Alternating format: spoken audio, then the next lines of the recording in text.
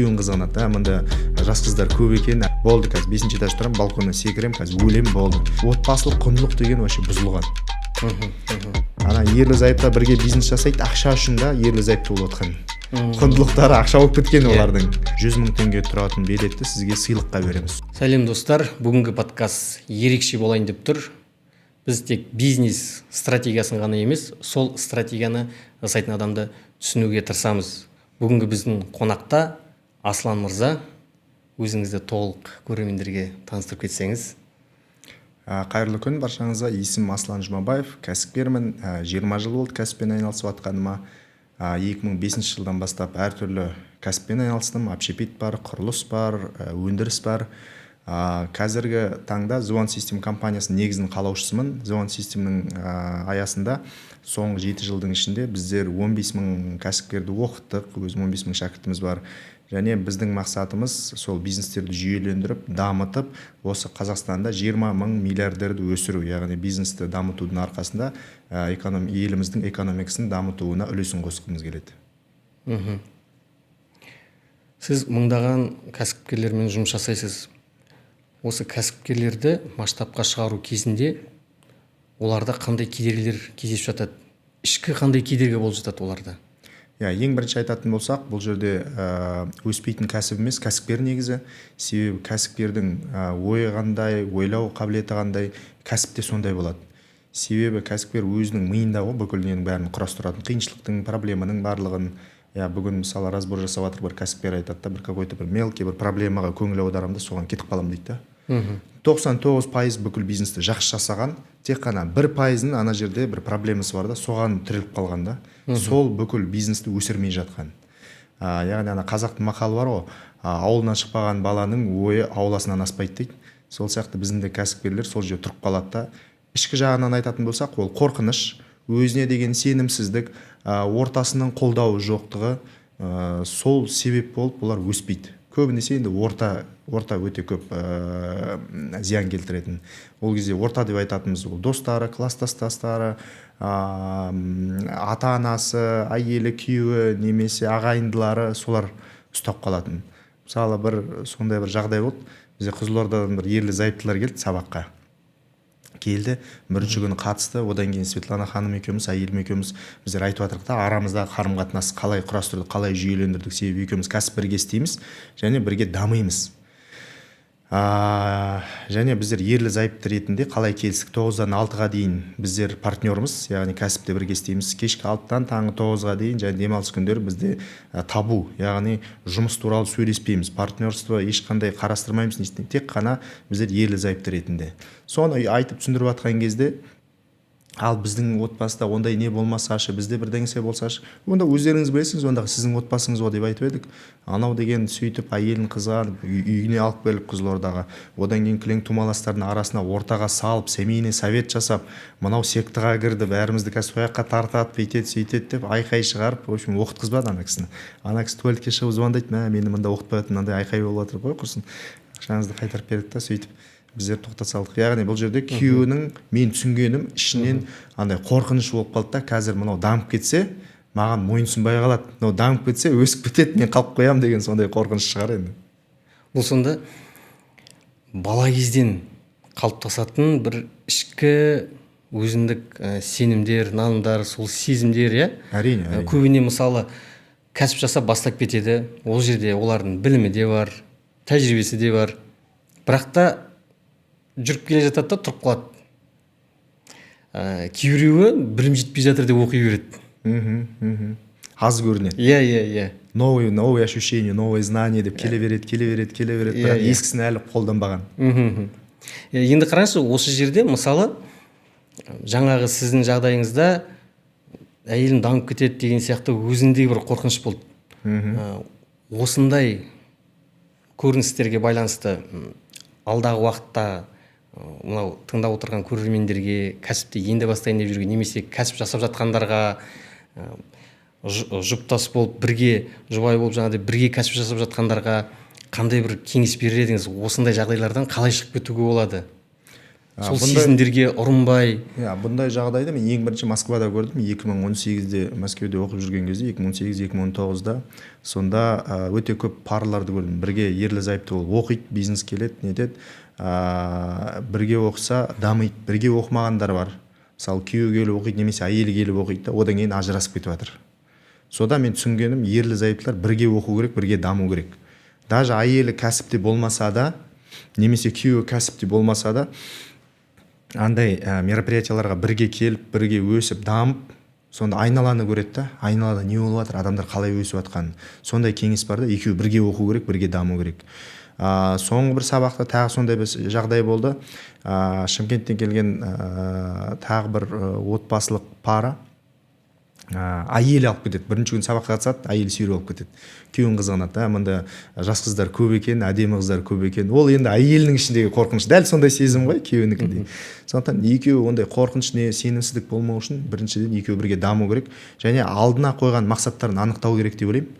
Мысалы, біздің мақсат бірге мынандай жерге өсу, мынандай деңгейге дейін баруымыз керек, дамуымыз керек деп біз екеуміз бір-бірімізді қолдап, ары қарай өсе аламыз да. Ал егер ортақ бір мақсат болмаса, отбасылық құндылық болмаса, әрқайсысы өзіне мен деп сүйрелей беретін болса, онда ол қалай өседі ондай отбасы? Сөйтіп айтуға болады. Енді менің кеңесім сол бірге өсу, бірге даму және ортақ мақсаттарын анықтау.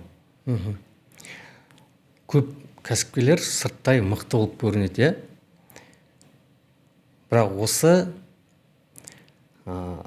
Аслан мырзаның өзінің осы уақытқа дейінгі жеткен жетістіктері бар, сол жүріп өткен жолында қандай қиындықтарға тап болды, және де қатты бір сынып өзіңіз сол қиындықтан сабақ алып бір шешім шығарған, өзіңіздің басыңыздан өткен бір оқиғаны, осы уақыттан бір мықты сабақ болған оқиғаны айтып беріңізші.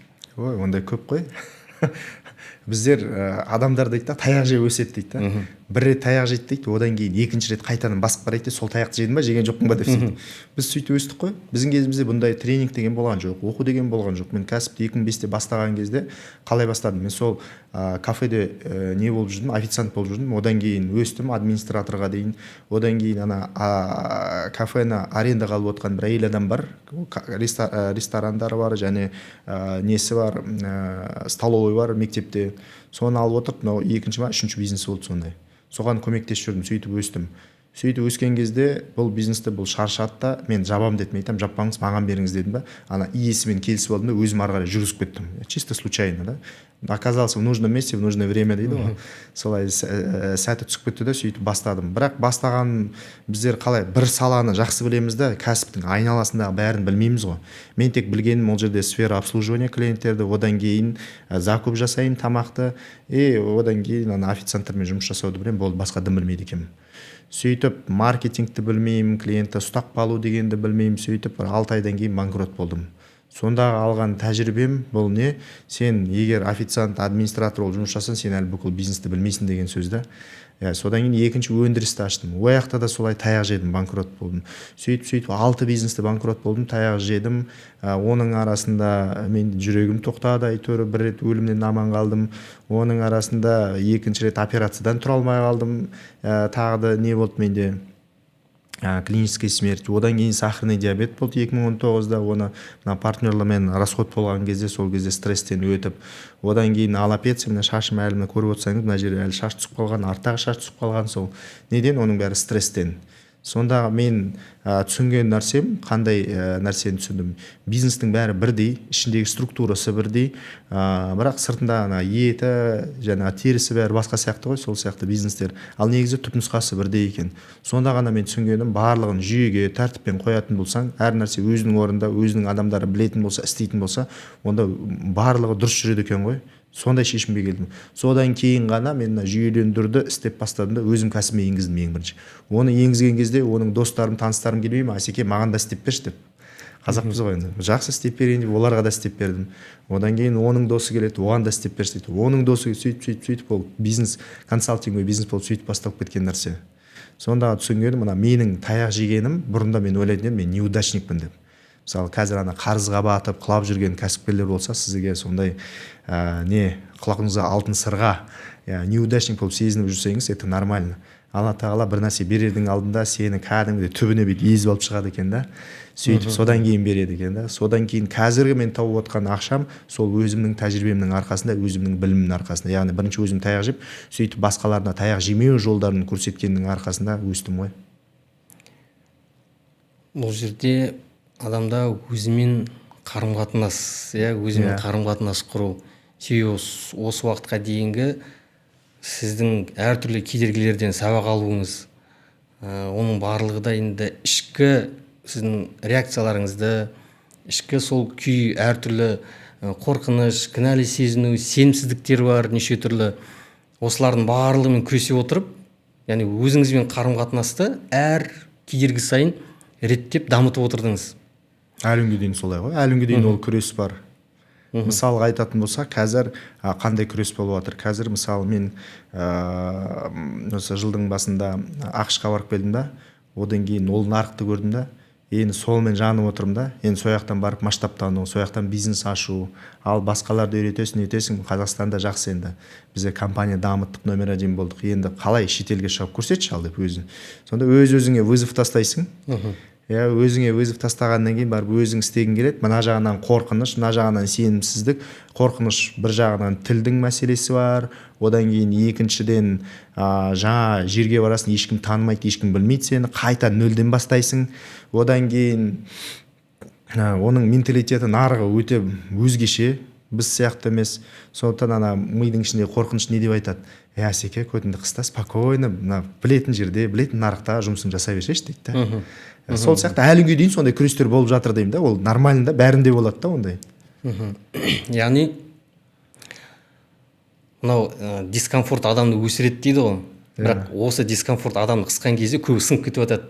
Немесе бұл менікі емес деп тастап кетіп жатады.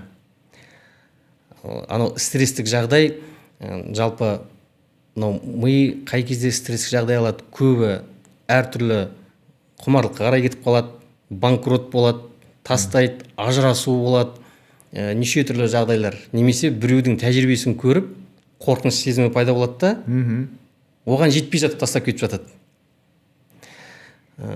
Енді қараңызшы, Аслан мырза, бұл жерде кәсіпті жалпы масштабтау дейміз, сонда негізгі масштабтау бұл адамның ішінде жатыр ғой. Әрине. Ең бірінші адамның ойында жатыр. Адамның ойы, ол жерде ойын өзгертуі, ішкі сезімдер. Анау балалық шақта қалып қойған, бізде анау түп сана дейді ғой, түп сана, бейсана дейді, түп саналық деңгейдегі 7 жасқа дейінгі өзінің алған бір сезімдері бар, ол әртүрлі шақтағы реакциялары. Бірақ ол өсе келе адам жасы ұлғайса да, есейсе де, әр сол шешімді сол реакциялардың, сол эмоциямен шығарғандықтан көбіне қателікке бой алдырып жатады. Мысалы сондай немесе агрессия арқылы шешім шығару, осындай көп эмоцияға беріліп шешім шығарып көп құлап жатқан кәсіпкерлерге қандай кеңес берер едіңіз? Бұл жерде мына амбиция деп айтамыз ғой, адамның амбициясы бар. Яғни амбиция деген мен қандай жерге дейін өскім келеді, қандай нәтижені көргім келеді. Жаңа сіз айтып отқан кезде есіме сол балалық шағым түсіп жатыр ғой. Мен Жәнібек деген ауылдың қазір келеміз ол балалық шаққа. Ол кезде сол мал бағып, кең дала, мына жағына қарасаң да жаңағыдай шет, мынаған шет, ешқандай орман жоқ, тау жоқ, су жоқ, маң далада мал бағып сөйтіп өстік қой. Сонда неше түрлі ойлар келеді, мен осылай өмір бойы жүре берем ба, осы жерде менің нем біте ма деген сияқты, өспеймін ба деген сол кездегі армандар ғой, қазіргі вот реализация болып жатқан. Мысалы Нью-Йорк дейміз, не дейміз, әйтеуір Америка деп жатырық, одан кейін Европа деп жатырық, әлемді аралау, мен осылай малдың артынан жүре берем ба деген сол кездегі амбициялар ғой, енді қазіргі реализация болып жатқан. Мысалы көп нәрсенің барлығы сол кішкентай кезіміздегі біздің хотелкаларымыз ғой, сол кезде армандарымыз да. Жаңағыдай өскің келіп, адамзатқа пайдалы болғың келіп, бір нәрсе ойлап тапқың келіп, жаңағыдай ғалымдар құсап, сондай армандардан шығады ғой. Сонда сынып кету деп айтып жатсақ, менде болды ондай, сол банкротство, бір есім жоқ, нешінші банкротстводан кейін құлағанда, жалпы 6 банкротство болды. Құлаған кезде бірақ біздер ішпейміз, шекпейміз, нетпейміз, компьютерный ойынға кіріп кеткенім бар да. Жарты жыл кәдімгідей мына реальностьтан қашып, себебі жағалай бере жақсың, қарысың, бүйтіп жүріп кәсіпкермін деген тек далада қалды. Бәрінің көзінше позорсын, жағалай қарыз, күнде адамдар келеді, ақша сұрайды, нетеді, стрелка болады, әйтеуір біреу заявление жазады, біреу келіп андай по черному, біреу по красному, әйтеуір әртүрлі келіп не жасайды. Сол кезде сынғаным бар. Сынған кезде сол компьютерный ойынға кіріп кетемін, себебі реальностьта мен өзімді сөйтіп жей беріп, анда суицидальный ойлар келеді да. Болды, қазір 5-ші этажда тұрамын, балконнан секірем, қазір өлем, болды.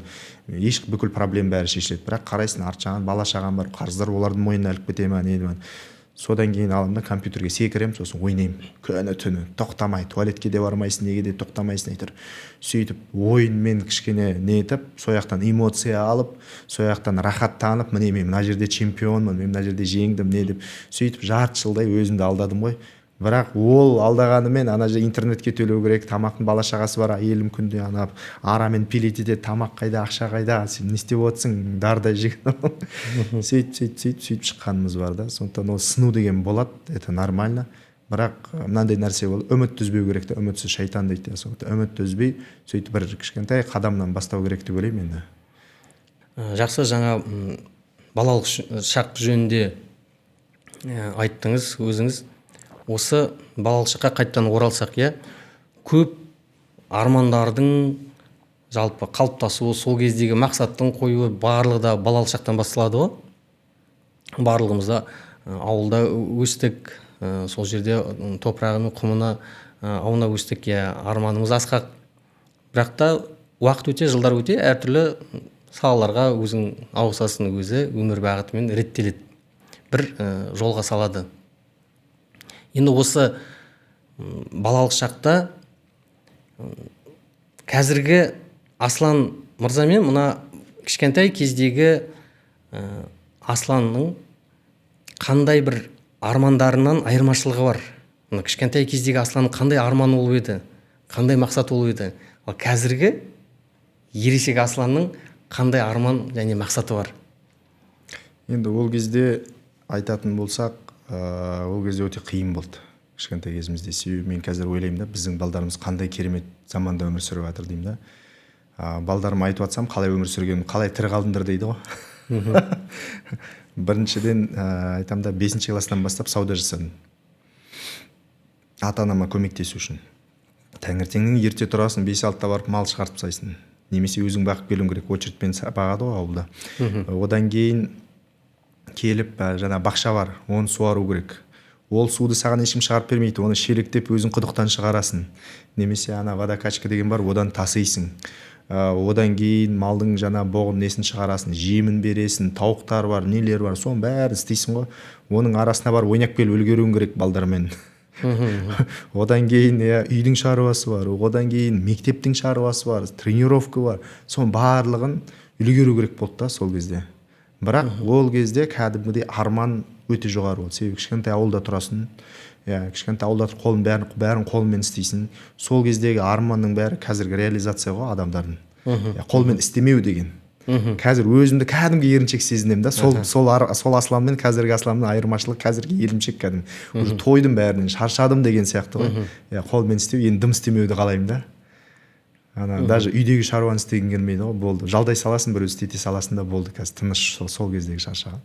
Енді армандарды айтатын болсақ, ол кездегі арман, мысалы қасымызда ауылдың қасында Капустин Яр деген не болды? Әлі бар, военный база бар. Полигон тестлейді жаңағы. Сол тестлеген кезде олар қалай істейді? Жел Қазақстанға, Россияда ғой, жел Қазақстанға болған кезде бомбалар жарады, олардың уы бізге ұшып келеді. Сол кезде бір күні қарап тұрсам, жаңбыр жауып жатыр.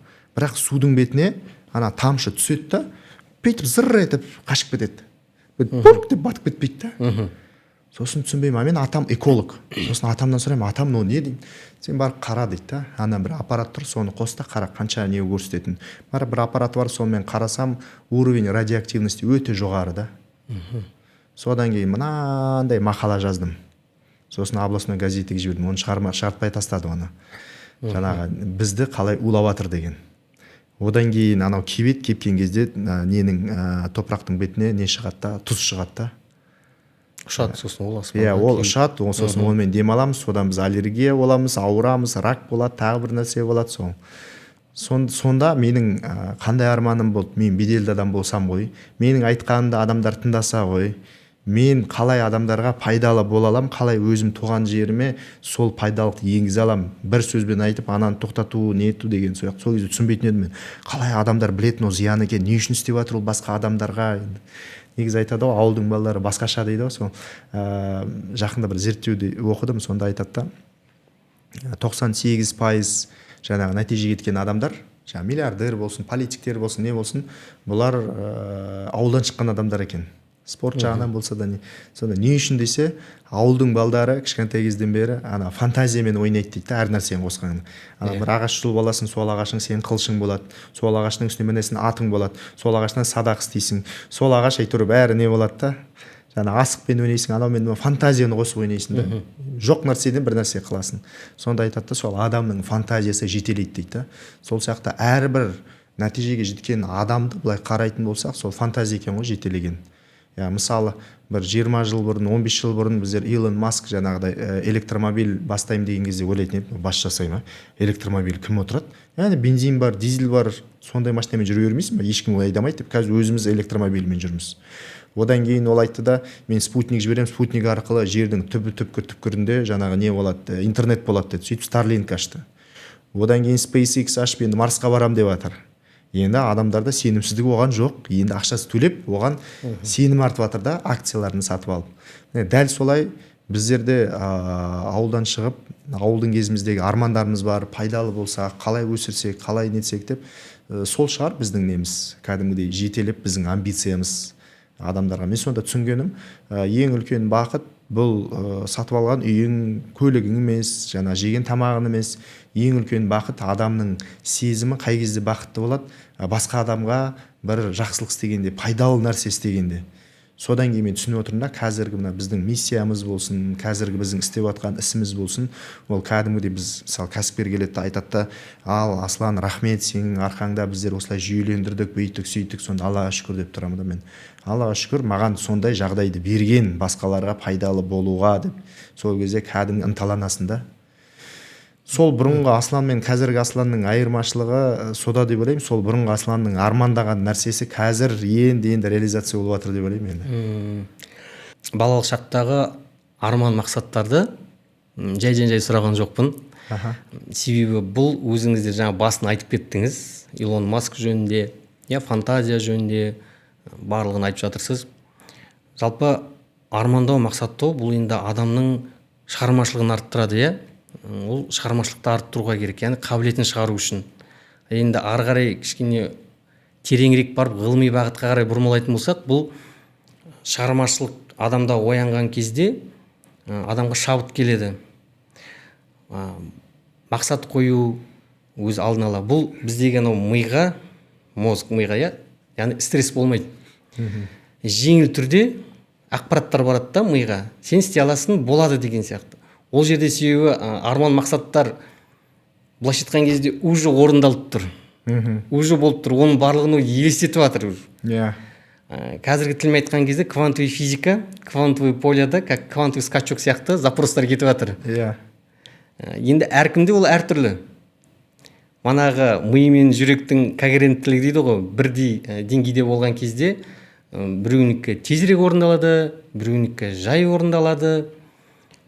Жалпы осы қазіргі уақытта көп кәсіпкерлермен мен енді психосомат маман ретінде ішкі состояниесімен жұмыстанып қараймын, сұраймын.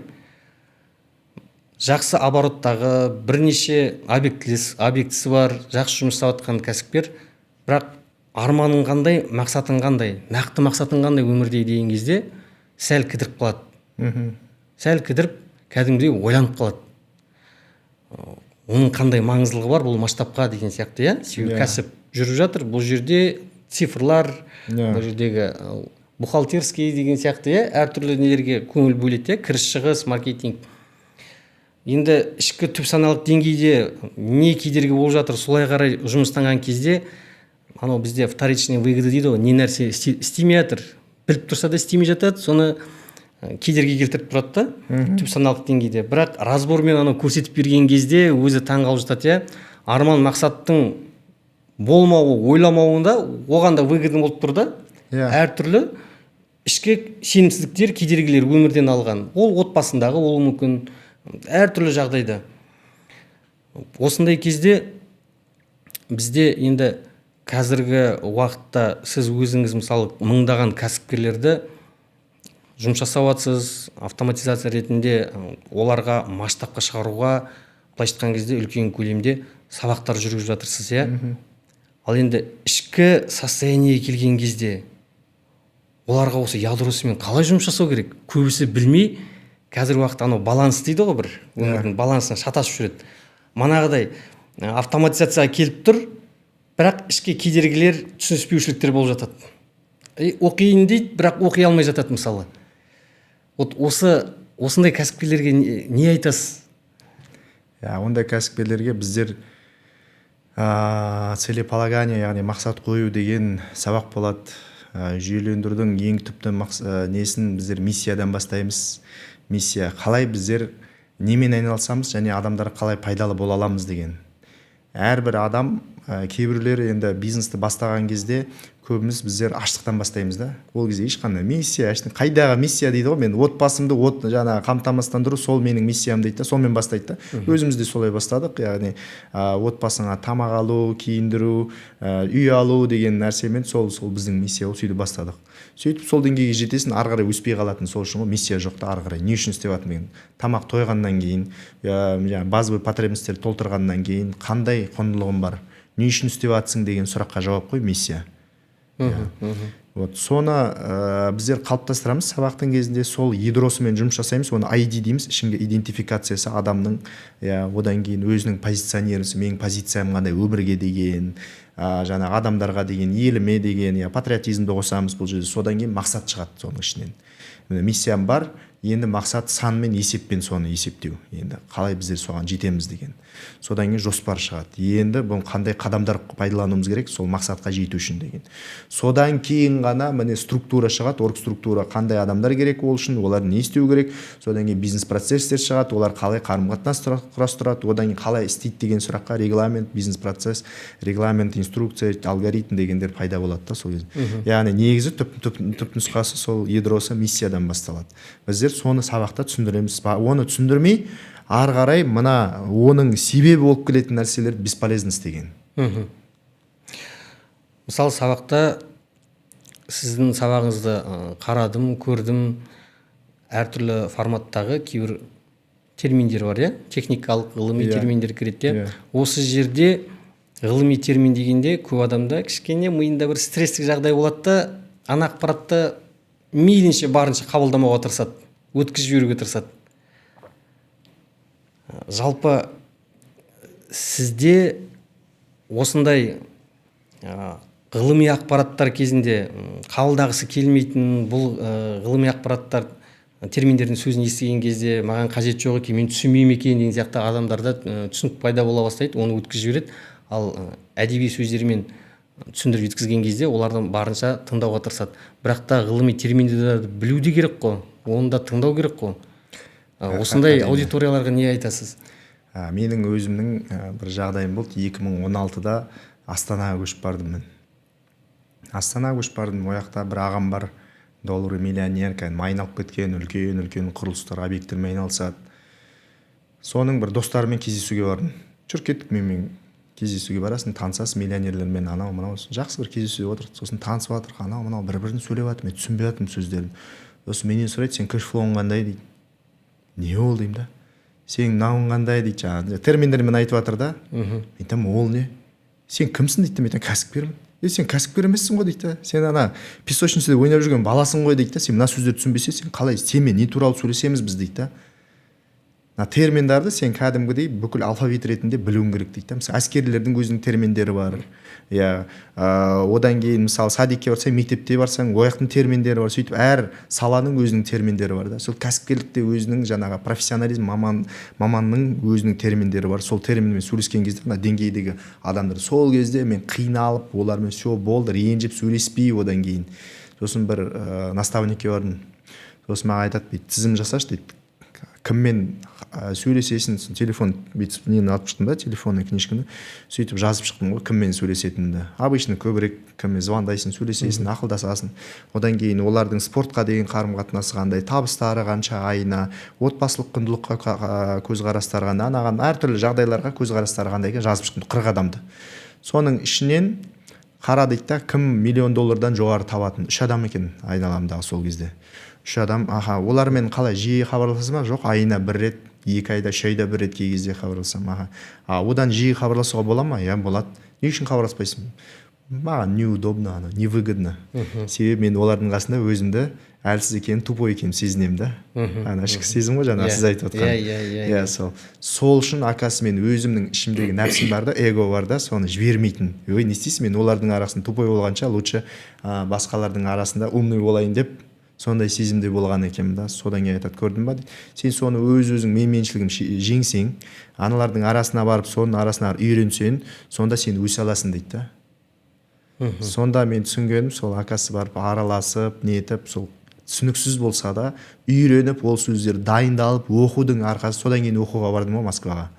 Содан кейін оқуға бардым да, сөйтіп ояқтың сөздеріне бас деген шаш тік тұрды ғой. Мынау не деген сөздер, не деген білім деп адамдарда барып. Олар кәдімгі құлшыныстары өте қатты. Кәдімгідей барып, әртүрлі білімдерді алып, оқып, бір-бірімен жарысып, конкуренция да. Бізде не, зона комфорта. Клиент алсаң ал, алмасаң алма. Өздері біледі, одан кейін сол зона комфортының ішіне отырып алған, бар клиенттермен жұмыс жасайды, болды, ары қарай қиналасы келмейді. Сондықтан мен сіздің сұрағыңызға жауап беретін болсам, ондай адамға қандай ақыл кеңесімді айтамын. Мен де өзім сондай қиыншылықтан өттім, сондықтан өз-өзіңді жеңу, ол сол өзіңе ұнамайтын нәрсені істеу деп ойлаймын мен. Өзіңе ұнамаса да соны істеу, соны білу. Сондықтан біздер словарь непонятных слов деген жазып шықтық та. Егер біздің тыңдап отқан оқырман кәсіпкерлер болса, соларға берейік словарь непонятных слов. Мен не қалдырып кетейін, төменде сілтеме, соған жазады, сосын сол жерде автоматым сол словарьды ала берсін, сол жерде түсініксіз сөздерді. Сонда үйренеді да. Маркетинг жағынан, менеджмент жағынан, ол жақта продаж жағынан адамдар қарайды да, қандай сөздері бар там. Customer acquisition cost, цена привлечения клиентов, мынау деген әртүрлі түсініксіз сөздер бар, жаңа cash flow'ың бар, нең бар, сол не екені оның бәрі. Ағылшынша, орысша, қазақша, үш тілде жазылған несі бар, мағынасы бар, өте маңызды және ең керек сөздер сол деп ойлаймын. Себебі кәсіпкерлердің арасында араласқан кезде бірден білесің, үлкен ағалардың арасына барған кезде сол сөздермен сөйлеседі, сол сөзбен сұрайды да сені. Себебі ол профессиональная среда. Профессионалдар сөйтіп бір-бірімен сөйлеседі. Ана не сияқты, врачтар отырады да бір-бірімен консилиум жасағанда сол бір тілмен сөйлеседі ғой. Ал біз оны түсінбейміз да. Себебі біз врач емеспіз. Сөйтіп кәсіпкерлердің арасына түскен кезде дәл солай сөйлеседі да, бұлар кәсіпкер емес екені анықталады сол кезде. Енді қараңызшы, Аслан мырза, бұл жерде мысалы кәсіпкер дейтін болса, немесе бизнесмен дейтін айтады, көбінің ойына бір үлкен ақша келеді, немесе қымбат машина келеді, әртүрлі бір образ пайда болады да адамда. Бірақ та балалық шақтағы арман мақсаттарды бүйтіп алып қарайтын болсақ, бұл адамның ар жағында жатқан бір құндылықтарынан бір құралатын нәрсе екені көрінеді, Сонда кәсіпкер деген бұл тек қана ақша табатын адам емес, сол бір балалық шақтағы өзінің арман мақсаттарынан жинақталған бір құндылықтардан жинақталып құрастырылып келіп, мына бір тұлға болып қалыптасқан бір адам. Көбісінде анау кәсіп бастар кезде көбі ақшаға қарай жүгіреді. Әрине. Мен ақша тапсам, қай кәсіпте мен көп ақша табам. Бірақ құндылыққа сөзіңізді бөлейін бұл жерден. Бүгін таңертең прямой эфир жүргізіп жатырмын ғой. Бір жігіт жазады, Аслан аға, ең пайдалы бизнес қандай дейді да, мен қай бизнеске ақша салайын. Мен айтамын, ең көп прибыль пайдалық білетін бизнес ол бірінші наркоторговля, екіншісі қару сату, үшіншісі робот торговля, адам сату немесе проституция деймін да, сол деймін да, үшеуі деймін да. бірақ саған ол керек емес деймін да. Сондықтан ең пайдалы бизнес саған кайф алып келетін бизнес деймін да. Яғни сен істеген кезде бұны кәдімгідей ішкі жаңағыдай сезіммен шабыттанып кайфовать етіп істейтін жұмыс деймін да. Соны істеген кезде сен шаршасаң да бұл кайфовать етіп шаршағаның болады да. Вау, осындай дәрежеге дейін жеттім ғой деп кайфовать етіп. Ал сол кезде сен өзіңнің мақсаттарына барасың, өзіңнің жаңа құндылықтарына барасың, ал ақша артынан көлеңке ретінде жүгіріп келеді да өзі. Ал жаңағы сіз айтқан ақшаның артынан, көлеңкенің артынан жүгіретін ешқашан жете алмайды да оның түбіне. Себебі ақша бұл мақсат емес, ақша бұл құрал да мақсатқа жетелейтін. Яғни көбі нәтижеге қарай жүгіреді ғой, мына процестің маңыздылығына қарамайды. Процестен кайфовать етіп білмейді. Тез бәрі қазір бастады, қазір тапқысы келеді.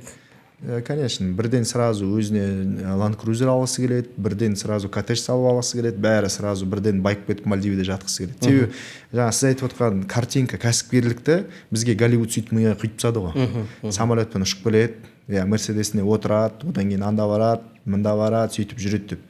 Ал негізі 99% уақыт кәсіпкер не істейді? Жүгіріп жүреді ғой. Кездесулер бар, переговор, анау мынау саудасы бар, товары бар, мына жақта сотрудниктері бар, постоянно Excel таблицаның ішінде отырады, анау былай болып жатыр, мынау былай болып жатыр, күнде стресстің ішінде өмір сүретін адам ғой кәсіпкер деген. Ал оны телевизорден көрсетпейді. Сондықтан адамның миына құйып тастайды, андай мен дым істемей ақша табуым керек деген.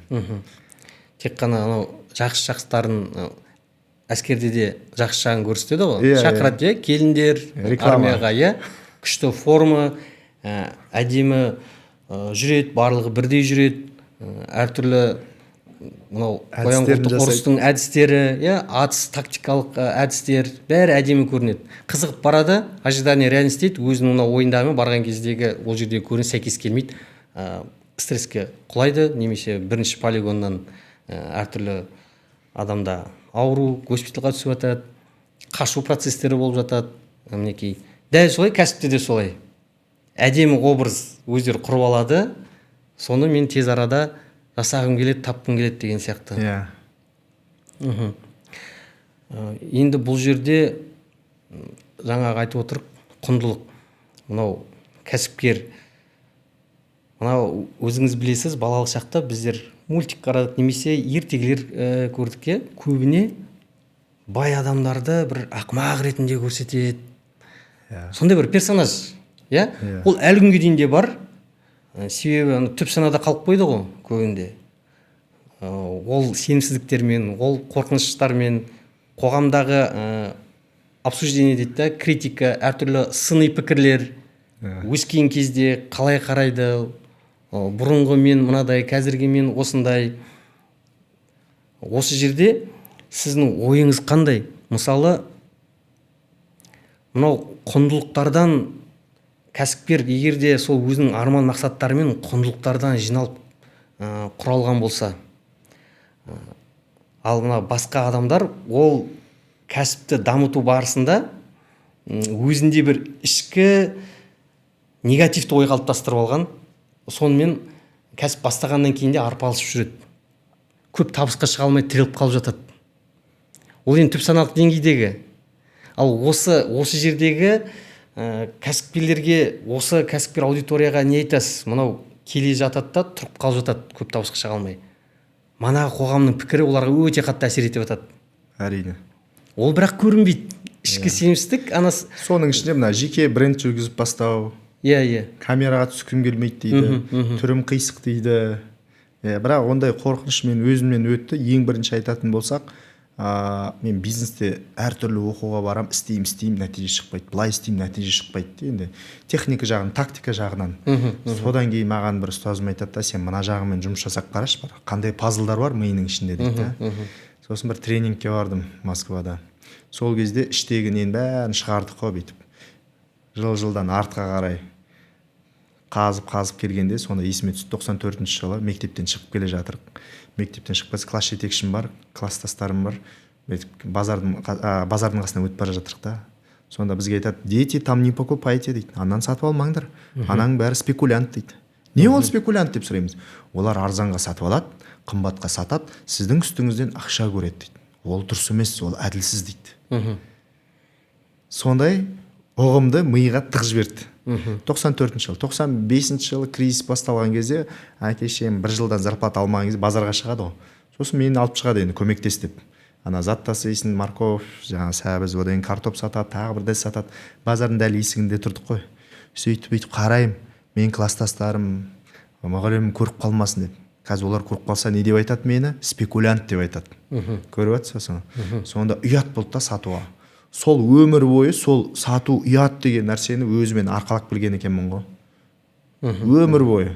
Сол ұяламыз, адамдармен кездесу өткізе алмаймыз, телефонмен сата алмаймыз, былай сата алмаймыз тікелей. Ұят та бізге сату деген. Сонда ана қазір біздің көрермендер болса, сондай сатуға ұят, өзіңді шығарып, өзіңді көрсету, алға шығу ұят десе, ол сондай бір ұғымды миға кіргізіп жібергенде, адамның алды болма сөз тиеді, алды болма көз тиеді, арты болма сөз тиеді деп ортасында жүрдіп, сондай ол да ұғым.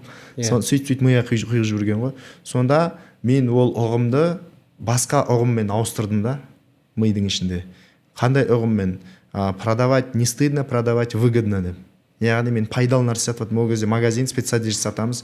Мен сапалы спецодежда сатып жатырмын. Адамдарға пайдалы нәрсе беріп жатырмын деп сөйтіп құндылықты өзгерттім да. Содан кейін 10 есе табысым өсті. Яғни мына жерді істемей тұрып, мына жермен былай жұмыс жасау деген ол қате болып жатыр да. Сондықтан мына жерді түзеу керек та, мына мидың ішіндегі нәрсені. Немесе мына жердегі ниетті. Сондықтан жаңа сіздің сөздеріңізбен келісем, бұл жерде мынандай нәрсе ғой, адамның қазіргі жасап жатқан реализациясы ол деген сол өзінің үйінен алып шыққан құндылығы. Мысалы ата-анасы, әжесі, атасы қандай нелермен құндылықтар берді, сол құндылықты ары қарай жүргізеді, іске асырады, үйінде не деп айтады? Ештеңе етпейді, ол үкімет бәрін ете береді, ұрлай бер балам десе, ол түсінеді, ұрлау это нормально деп ойлайды. Ал біздің атамыз үйде айтқан жоқ. Вот біреуіңіз тек ұрлық тастау, өзім соттап жіберем деді. Болмайды. Өзі қанша жыл үкіметте, Советский Союзде жұмыс жасады, бір шірік бір Волгасы немесе шірік бір УАЗиге қалды, болды, басқа дым болған жоқ. Үлкен бүкіл районның сельхозтехникасын бәрін басқарған адам, бірақ бәрі ана өзінің меншігіне тәркілеп жатқан кезде ол ештеңе алған жоқ та. Сол кезде балдары сұрайды да, папа, сен неге ұрламайсың? Бәрі ұрлап жатыр, өзіне алып жатыр ғой деп. Сонда мен зато тыныш ұйықтаймын дейді да. Сол сөзі есімде да. Сонда ең үлкен бақыт екен ол тыныш ұйықтау екен да. Табысы жағынан, не жағынан уайымдамау үшін. Ол да құндылық болып келеді ғой. Яғни сол адамның сол реализациясы сол да, ол деген үйінен, несінен, мектебінен, ортасынан, ата-анасынан, жаңағы нелерінен қандай құндылық алып шықты, соны ары қарай қалғандарына жеткізе алады деп ойлаймын да солай. Өте дұрыс айтасыз. Әсіресе біздің менталитетте ар деген бар да. Армысыз деп амандасады, тікелей бұл өзіне бағытталған, армысыз, арыңмен өзің қалайсың, өзіңмен қарым қатынасың қалай деген ол былайша айтқан кезде, арың таза ма деген. Арың таза ма. Бұл енді басқа адамдарды қоя тұрып тікелей өзіне қарай кетеді, өзінің іс-әрекетіне жауап беру, жауапкершілік ала білу өзінің іс-әрекетіне. Өте керемет нәрсе. Жалпы осы кәсіпте, бизнесте әртүрлі ұлттар бар. Бірақ та сіз орыс аудиториясынан қазақ аудиториясына ауысып келдіңіз. Осы менталитет жөнінде, біз қазақ аудиториясына ауысып келген кезде, мына кәсіпті сіз қазақ аудиториясына жеткізу сізге қалай болды? Бұл жаңа бір қарқын, жаңа бір толқын ғой, автоматизация, кәсіпкерлерге жаңаша бір ақпарат, жаңа бір сабақ. Осы жөнінде айтып кетсеңіз. Басында мен себебі Мәскеуде оқып сояқта бастадым ғой сабақты, сондықтан орыс тілде бастадым. Және менің қандай ойым болды, мен ойладым, қазақтың бәрі орысша біледі деп ойладым да. Өзімнің ортам, айналам барлығы орысша сөйлейтін болғасын, мен ойладым, бәрі орысша түсінеді деп. Сөйлей алмаса да түсінеді деп ойладым. Сондықтан орысша жүргізе бердім. Сонда 2019-дан бастадым, орысша сол Россияда оқыдым, одан кейін Қазақстанға келіп мен қазақтарды оқытамын деп қазақтарды оқытып бастадым. Одан кейін бір жылы 2023-те маған Қытайдан көшіп келген қандасымыз келді. Аслан мырза, өте керемет, бәрі жақсы, бірақ мен дым түсінбеймін дейді. Тек қана қазақша түсінемін. Мен даже кириллица жазулар түсінбеймін дейді. Маған қазақша айтып берсең, мен тек қана тыңдаймын, сосын төте жазумен жазып сөйтіп өзіне жазып алады.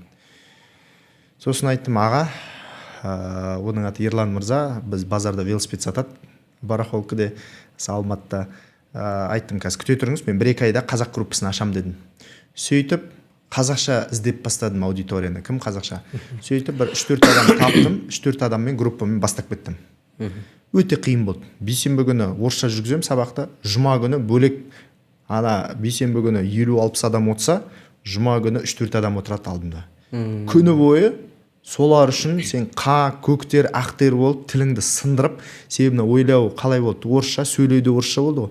Енді қазақша ойлауға көшкен кезде, ненің орысшаның сөздерін барлығы өзгерту керек болды да. Мағынасын өзгертпей солай аудару керек, келтіріп. Мағынасын жеткізе алу болды. Одан кейін келесі айда ол 4 адам, мысалы 5-6 адам болды. Одан кейін 10 адам болды. Одан кейін 20 адам болды. Қазір 90% қазақ тілді да, 10% орыс тілді қазір. Сондықтан сабақтар қазір көбінесе қазақша бөлеміз, орысша қазақша деп күндерді бөлеміз, бірақ қазақ тілді өте көп болды. Енді біздің фишка неде болды дейсіз? Мен алдымда ол ненің барлығын, бірінші презентациялардың бәрін неге ауыстырдым? Әдеби тілге ауыстырдым. Әдеби тілмен айтқан кезде олардың өздері түсінбейді, мен де түсінбей қалам да. Содан кейін оны қайтадан өзім қалай түсінем, солай аудардым ғой. Содан кейін оны мақал мәтелмен, одан кейін қарапайым жалпақ тілмен түсіндірдім да. Жалпақ тілмен түсіндірген кезде сонда ғана адамдар түсініп бастады. Сонда біздің айырмашылығымыз басқа спикерлерге қараған кезде жалпақ тілмен жеңіл, әрі қарапайым. Себебі мен оның алдына ең мықты әдеби тілмен түсіндірген кезде әдеби, бірақ түсінбейді. Содан кейін түсу керек болды да төменге. Ол да маған фишка болды да. Басқалардың артықшылығы не? Жақсы түсіндіресің дейді да. Болды. Маған ең маңызды клиентім түсінсе болды ғой. Сол болды да. Сонда айырмашылық. Одан кейін мен біздің қазақтарды зерттедім де, өзім қазақ болғасын білемін ғой енді, қандай минустарымыз бар, қандай плюстарымыз бар. Соны пайдаландым сабақта. Мысалы, разбордың кезінде мен разбор тет-тет жасамаймын. Қызым саған айтам, келінім сен тыңда деген техниканы пайдаланамын. Өте жақсы өтеді. Себебі біз бәріміз крутоймыз қазақтар. Тікелей айтсаң, Ербол, сен мынандайсың десең, ренжіп қалады Ербол мырза. Сондықтан агрессиясы көтеріледі. Агрессиясы көтеріледі. Сондықтан мен біреуін разбор жасап отырам да, қалғандарын айтамын, сіздер тыңдаңыз, мен оны емес, мен сізді разбор жасап отырамын деп. Сөйтіп менде де сондай ғой дейді, жазып отырады адам. Сонда өте жұмсақ өтеді да, өте керемет сіңіп кетеді ана білім деген.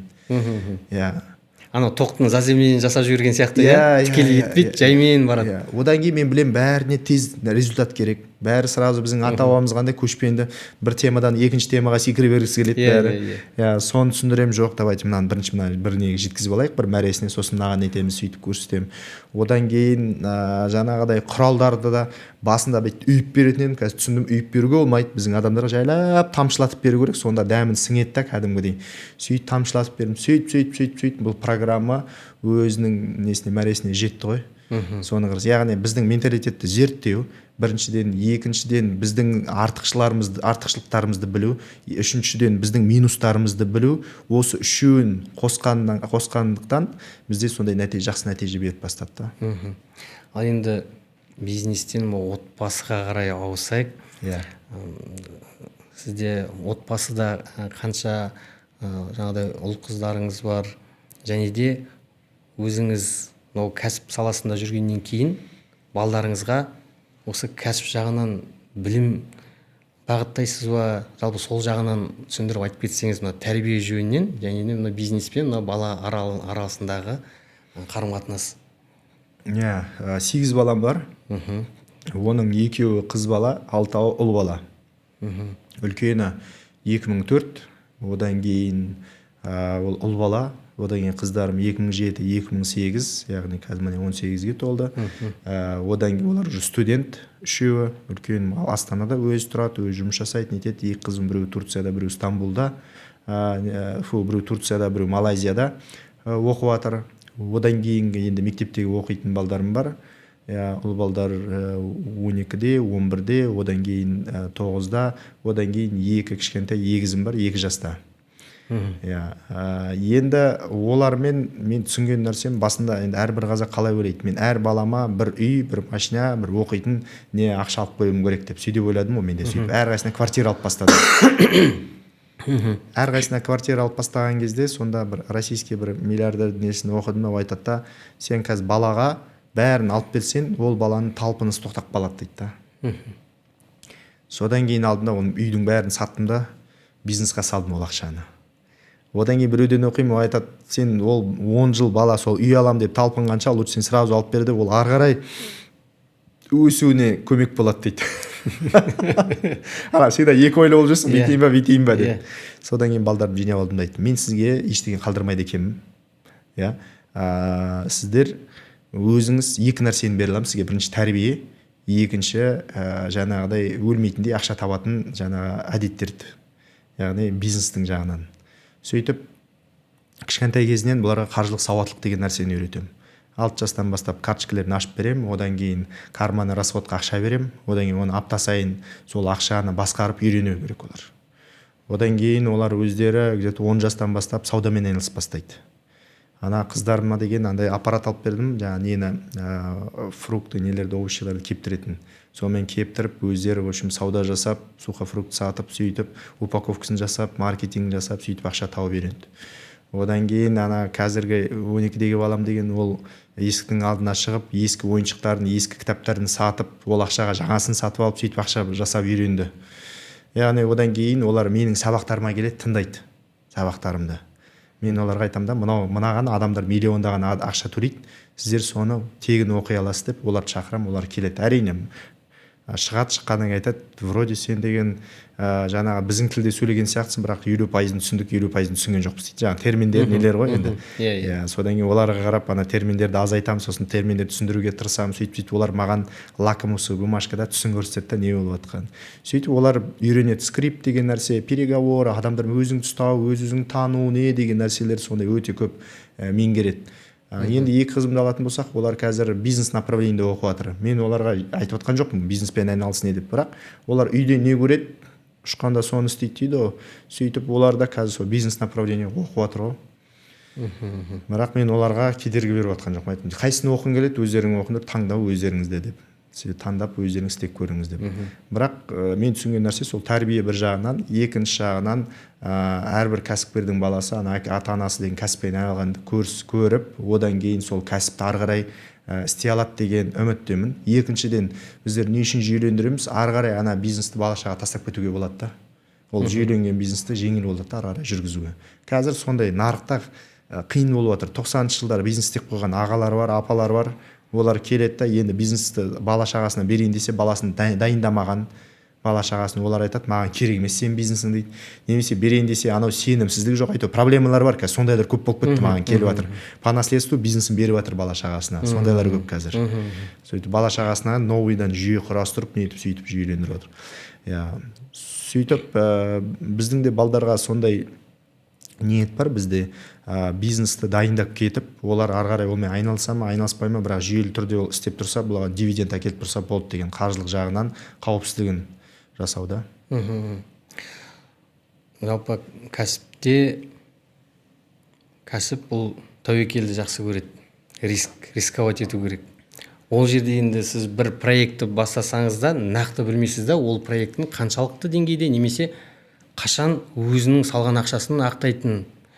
Бір есеп болады, арнайы, анализ болады, есептелінген. Бірақ та оған бір кепілдік жоқ. Яғни салған ақшаға, ол жердегі барлық ресурсқа бір тәуекелмен барасыз. Енді осы жерде мен бір кәсіпкерге разбор жасаған кезде ол тәуекелден қорқады екен. Керегі сол ғой негізі. Келеді де тіріліп қалады, тәуекелден қорқады. Яғни ар жағына енді мына жақтағы оның өзінің бір сенімсіздік қорқыныштарын бері қарай шығарып өзіне көрсету керек болды да. Не үшін ол одан қорқып жатыр? Себебі ең басты, былайша айтқан кезде инструмент деп айтуға бола ма, тәуекел сол адамды алға қарай сүйрейтін нәрсе ғой. Бір кездері ол өзі бірнеше рет рисковать етіп, біреуінде банкрот болса, екіншісінде денсаулық жағынан қатты зардап шегеді, қатты стресс алады. Яғни тәуекел ми қалай түсінеді? Тәуекел ету, риск, бұл опасно. Болды. Стресс, мозг, бұл опасно дейді. Енді ол жөнінде шешім шығарылмайды. Шешім шығарайын десе, ар жағында қауіп тұрады. болды, бітті. Сол разборда жүріп келіп қай жерде қандай қателіктер кетті, ол қателіктер қандай реакция пайда болды, онда өзінің әлсіз сезінуі ме, керексіз сезініп қалуы ма, бір жерде манағыдай тупой сезініп қалуы ма, реакцияларымыз жұмыстарын өзгерткен кезде ол өзіне өзі таңғалып отыр да, оказывается болады екен ғой деген сияқты. Мінекей құрметті кәсіпкерлер, бұл әр адамда болатын, тек қана кәсіпкерде емес, жалпы бұл әр адамның өзінің ішкі жағында болатын бір көрінбейтін түп саналық деңгейдегі жүріп жататын сезімдері көп жағдайда өзін бір сенімді түрде қадам басуға кедергі келтіріп жатады. Енді Аслан мырза, сізден бір осы көрермендерге нақты өзіңіздің осы өмірдегі тәжірибеңізден алған инсайттарыңызды айтсаңыз, осы кәсіп жолында жүрген кәсіпкерлерге сабақ беру барысындағы мыңдаған кәсіпкерлерді оқытып жатырсыз, жалпы өзіңіздің осы жолда жүргендегі алған инсайттарыңызбен нақты инсайтпен бір бөлісіп жіберсеңіз, айтсаңыз соны. Ең бірінші мынандай нәрседе ризықты беретін Алла. Бізде тұрған ештеңе жоқ. Біз ойлаймыз, ойбай, қазір мен мынаны істесем алам, мынаны істемесем алмаймын деген. Істесең де істемесең де аласың да. Істесең не болады? Попытка болады да. Сондықтан мына адамдар конкуренциядан қорқады. Адамдар басқа адамды алу, оны оқытудан қорқады. Оның бәрі риск қой. Сондықтан Алла тағала не істеді? Берекетті екі нәрсеге байлап қойған. Бірінші тәуекелдік, екіншісі бұл сабырлық. Сондықтан кәсіпкерге керек нәрсе осы екеуі ғой. Сен тәуекел етесің, бәрін Аллаға тапсырасың. Сен амалын жасап жатсың да. Ал нәтижесін Алладан күтесің. Бізден әрекет, Алладан берекет деген сол да. Одан кейін сабырлық деген, бұл жерде сен бір нәрсені бүйтіп ұра беріп, түбінде фокус дейді ғой, сол фокустан нәтиже шығады да. Мен көрмедім бір темадан екінші темаға секіріп жүрген адам бірден байып кеткен. Жоқ, ондай болмайды. Байыған адам кем дегенде бір 10-15 жылын сол салаға салған адам да. Сол саланың түбін кәдімгідей майын ағызып тұрып сөйтіп шығарған адам сонда нәтиже шығады да. Сондықтан ол біріншісі. Екіншісі, тәуекелшілік, бұл жерде адам деген тәуекелшілік менменшілікке қарама-қарсы тұрған нәрсе ғой. Екінші айтар нәрсем, сол біздер менменшілікке кетіп қала береміз. Вот менің арқамда, вот мен бүйткенде, мен сөйткенде деп эгомыз ісіп кетеді да. Мен деген сайын. Алла тағала мен деген сайын наоборот сен бүйтіп басып, міне сен ба, мәсаған көрсетеді. Одан сайын қыса түседі. Одан сайын қысыла түсесің. Бұл екінші инсайт болды маған. Себебі мен сөйтіп өзім мен деп сөйтіп таяқ жедім да, мощно. Ал үшіншісі, бұл жерде әрине тәуекел жасаған кезде айтады ғой, адекватный тәуекелшілік бар, одан кейін неадекватный, бұл сумасшествие деген бар да, сумасшествие. Мен қазір 10-шы этаждан секірем, мен тәуекел еттім деген емес ол. Сен өлесің 100% ана жерде. Бір жерін сындырасың, точно өлесің. Сондықтан бірінші бизнесте бұл жерде жаңа үшінші айтатын инсайт, бұл әр тәуекелшіліктердің алдында біздер финансовый модель, қаржылық моделін құрастырамыз, санмен есеппен қараймыз. Сөйтіп барып үш түрлі вариант істейміз. Біріншісі оптимистичный, екіншісі реалистичный, үшінші пессимистичный. Осы қайсысы жұмыс жасайды деген, қандай вариантта қандай нәтиже болады деген үш түрлі стратегия жасаймыз да, содан кейін тәуекел етеміз. Яғни санмен есептің арқасында. Не просто так бардың да 10-шы этаждан секіріп кеттің, бірінші санмен есепті шығарып, содан кейін. Осы үш лайфхакты айтсам болады. Одан кейін манағы оның алдындағы сұраққа келетін болсақ, отбасылық туралы. Бұл жерде кәсіпкердің ең үлкен проблемасы негізі сол ғой бізге келетін. Әсіресе мына әйел адамдар бала шағасымен уақыт өткізбейді. Енді әкесі түсінікті, енді әкесі жұмыста, ол бизнес істесе де істемесе де по-любому жұмыста ол әкесі, ол далада жүр. А вот шешесі постоянно кәсіпте жүрсе, ол стрессте жүреді екен да. Одан кейін сол стрессті үйге алып келеді, үйінде бала шағасына көңіл жоқ, уақыт жоқ. Бала шағасы өсіп кетті. Енді қазір бізге келіп жатқан кейбір ата-аналардың айтатын нәрсесі, мен уақытымды өткізіп алдым дейді. Бизнес ақша жасаймын деп, ақша таптым, үй салдым дейді. Енді ол үйде тұратын ешкім жоқ дейді. Олар өсіп кетті, қазір университетке бәрі кетті, үйде жалғыз қалдық дейді, болды. Ана баланың сол тәтті кезінде, кішкентай кезінде дәмін тата алмай қалдық дейді да. ең маңызды тәрбиесін бере алмадық, процесс өтіп кетті. иә, түпнұсқасын бере алмадық. Енді олар деген не істегісі келеді, соны істейді. Яғни ютубпен, инстаграмның, тиктоктың несімен, тәрбиесімен кетіп қалған балдар дейді да. Сондықтан кәсіпкерлер қазір сізге айтатын нәрсем өте маңызды нәрсе. Бұл қазіргі таңда егер бала шағаңыз кішкентай болса, оларға көп уақыт бөлу керек. Олар телефонмен, жаңағыдай социальный сеттермен тәрбиеленіп жатыр қазір. Ол жақта неше түрлі нәрсені айтып жатыр, неше түрлі нәрсені көрсетіп жатыр. Олар өскеннен кейін қандай құндылықпен, қандай немен ары қарай өседі. Сенің болашағың неде? Болашағың кәсіпте емес. Ол кәсіпті бірі жүйелендіріп тастап, одан кейін ол кәсіп саған қаржылық жағын қамтамасыздандырып отырады да, ama бүкіл ақшаны, көңіліңді сол бала шағаңа, тәрбиеге соған арнау керек деп ойлаймын мен. Ең маңызды нәрсе сол ғой негізі. Ата-аналар айтады, о, мен сендер үшін істеп жатырмын ғой дейді. Ол бала оны сұрады ма? Мама, маған новый машина керек, маған новый үй керек, новый киімге. Баласы оны сұрап жатқан, балаға көңіл керек. Внимание, көңіл жетіспей жатыр да. Ал көңіл бөлу үшін сен бос уақытың болу керек. Сен жұмыстан деген шашың албажулы болып, шаршап, бүйтіп, бачыт болып, стресс болып, шаң-шаң болып келгенде, сен бала шағаға бөлетін уақытың болмайды. Ал үшін сен үйде заряженный болуың керексің, энергияда болуың керексің. Заряженный болу үшін ана жақтағы проблема шешіліп тұру керек та.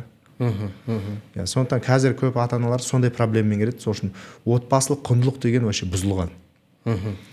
Ана ерлі зайыптылар бірге бизнес жасайды, ақша үшін да ерлі зайыпты болып отқан. Құндылықтары ақша болып кеткен олардың. Махаббат не емес, себебі қазір олар ажырасса қорқады. Қазір развод болса, ана бизнесті қалай бөлеміз, үйді қалай бөлеміз дейді. Сол үшін анау налево барады, мынау направо барады, әйтеуір екеуі жақтан бүлдіріп келеді сөйтіп. Ол да проблема. Оның шешіміне жаңағыдай ерлі зайыпты ретінде бөлек уақыт өткізу, одан кейін партнер ретінде бөлек жұмыс жасау, немесе даже бизнестен шығу да мүмкін. Мысалы бізге Қызылордада бір нелер егіздер келді, Салиха, Дариха деген. Солар күйеулерімен мына бизнесті не жүргізеді екен. 4 адам бар, тағы да 2 адам бар, тағы 6 адам болып бизнесті басқарады. Кішкентай бизнес 6 адам басқарады, 6 бастық бар. И қырылады постоянно. Соны бізге жүйелендіруге келген кезде бізде тек қана Дариха жалғыз өзі қалды. Салиха қазір ұнамайды екен ол жұмыс, психологияға кетіп қалды. Біреуінің күйеуі сол жерде деген жаңағы чисто жаңағыдай не бойынша техника жағынан жауапты болып қалды. Екіншісі сол жерде жаңағы балдармен реабилитационный центр ғой, балдармен жұмыс жасайтын болып қалды. Сөйтіп бәрі бизнестің иесі ретінде қалды, дивиденд алады, бірақ бизнестің ішіне сотрудник ретінде кіріп кетті да. Бастық емес, сотрудник ретінде. Сөйтіп бөлгеннің арқасында әрқайсысы өзіне ұнайтын жұмыспен айналысып жатыр да, және бір бастық. Себебі бір қазанға 2 қошқардың басы сыймайды ғой. Сөйтіп бөліп тастағанның арқасында кайфовать етіп жатыр, бизнес дамып жатыр да. Мен сондықтан отбасылық құндылық дегенді өте пропаганда жасау керек деп ойлаймын да. Біз өкіметте пропаганда жоқ та, отбасылық құндылықта. Отбасыдан не алады, не болады, себебі негізі былай общество потребления дейді ғой. Общество потреблениеға отбасылық құндылық болмаған жақсы, ажырасқан жақсы экономикаға. Не үшін? 2 адам ажырасса, 2 бөлек үй алу керек, 2 бөлек машина алу керек, 2 холодильник алу керек, 2 үйді ремонттау керек, 2 үйге бөлек киім, 2 үйге бөлек тамақ, бәрі бөлек болады да. Ал бір отбасы болатын болса, ол бәрі эконом болады да. Яғни шығын 2 есе жүреді. Шығын 2 есе жүреді. Сол үшін экономикаға ыңғайлы, наоборот. Сол үшін общество потребления дейді, наоборот, отбасылық құндылықты құртумен айналысып жатыр. Ал бізге наоборот соны пропаганда жасау керек, міне көрсету керек. Отбасылық құндылық деген осы деп. Бұл жерде құрметті көрермендер, өздеріңіз басынан бастап егерде осы подкастты тыңдап отырсаңыздар, жалпы масштабтау кәсіпті автоматизация жасау, бұл жай әншейін мынау CRM, DDS дейді, әртүрлі бағдарламаларды орнына қойып, немесе сотрудниктерді орнына қойып емес. Бұл жерде үлкен бір тереңінде жатқан үлкен бір құндылықтар, адамның құндылығын, қабілетін ашу, отбасылық құндылыққа келетін болса, бұл жерде отбасылық қарым-қатынастың жақсаруы, отбасылық қарым-қатынас мына ерлі-зайыпты арасындағы қазіргі уақытта қоғамда өте ажырасу өте көп болып жатыр. Ал бұл кәсіпте мынау тек қана масштаб бағытында емес, адамдардың бір-бірімен қарым-қатынасын нығайту арқылы да бала тәрбиесі де жүріп жатыр. Жалпылама айтатын болсақ, аты да айтып тұр, масштаб тек қана бұл жерде өсіп, ақшаның масштабы емес, ішкі құндылықтың, қарым-қатынастың бір белгілі бір көлемдегі нығайып, соның үлкеюі. Бұл өте керемет. Құрметті көрермендер, жалпы қарым қатынас кәсіпте болсын, жалпы бұл өмірде болсын, мінекей бизнесті масштабтау бағытында да әр масштаб бұл адамның ішкі түп саналық деңгейдегі өзінің түп санасымен және де жанындағы қандай өзінің арман мақсаты бар, осыларды үлкен көлемде масштабтаған кезде мінекей Аслан мырза сияқты өзінің белгілі бір уақытта адам Алланың берген жаңағыдай ризық несібесі дейді ғой, уақыты келген кезде квантовый скачок сияқты әрине ол атады, эффектісін көрсетеді, бірақ та бұл жерде процесс маңызды, көрінбейтін бір процесстер. Осы процесстерде Аслан мырзаның әртүрлі сенімсіздіктері, қорқыныштары, кәсіпте кездескен денсаулық, өмірімен қош айтысуға жаздаған сәттері жатыр. Әрине кәсіп бұл үлкен тәуекелді қажет етеді, бірақ сол тәуекелдің ар жағында не жатыр? Егер де құндылық болатын болса, онда әрине сіз үлкен жетістікке жетесіз. Ал егер де тек қана ақшаның артынан қуалайтын болсаңыз, оның да нәтижесі белгілі. Соңғы бір өзіңіздің көрермендерге ойыңызды бір тиянақтап, бір қысқа түрде бір айтып жеткізсеңіз. Көрермендерге енді сіз кәсіп жасап жүрсеңіз, қиыншылыққа бір қазір қиыншылықтың ішінде жүрсеңіз, мен айтарым нәрсе, бұл жерде қиыншылық әрдайым болады. Қиыншылықсыз жүрген адам жоқ негізі. Адам бар ма, адамның өмірінде міндетті түрде қиыншылық болады. Бірақ сол қиыншылықты жеңе білу және стресстің ішінде өмір сүріп білу, бұл қазір кәсіпкерлік нағыз солай болып саналады. Кәсіпкерлер ол бүгінгі таңның батырлары деп есептеймін, себебі олар өзінің қазіргі өміріне наразы болып, кәдімгідей өзгерткісі келіп, сөйтіп қиыншылықпен өзінің жеңіп, сөйтіп жұмыс жасап жатқан адамдар. Сондықтан егер сіз кәсіпкер болсаңыз, егер кәсіп бастасаңыз, немесе бастап жүрем деп бастайым деген ойларыңыз болса, мен арнайы сыйлығым бар. Қазір мына подкасттың астына біздер бір сілтеме тастаймыз. Сол біздің WhatsApp номерге жүйе деп жазсаңыз, сізге автоматом біздің немесе Telegram сыра сілтемесін берем, сол жерге өткізеді. Ол жерде тегін сабақтар бар. Яғни әрқайсыңызға осындай сыйлығым бар.